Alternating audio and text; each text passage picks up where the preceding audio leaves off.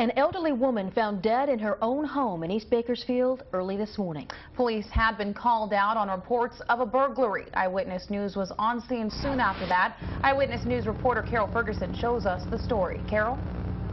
Well, the burglary and murder happened in that big house behind me back there with all the rocks here on Baker Street, but a suspicious man was then found later at a nearby house. That house is up closer to Bernard. The people in that house tell us that they had heard about the first attack. That was about an hour before.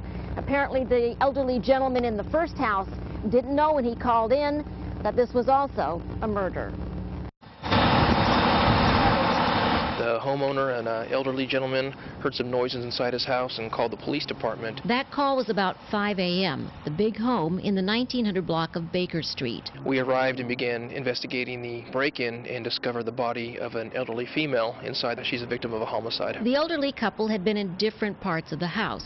About a block away, about an hour later, he was standing on the porch and he noticed that the light was on and he could see somebody walking in there too. Her husband stood at the back of their house, says Sabrina Huerta. He could see into the small apartment her mother lives in just off the alley. When you come to the front because there's a man in your house. Fortunately, Pauline Mendoza was not home this morning. She was warned and police were called. They found the suspicious man and took him for questioning. He had apparently wanted to take out some of my jewelry. It's all over the house. He ransacked my house. Officers took this shoe back to the first house. Burglary was apparently the motive at the first location, an officer told us.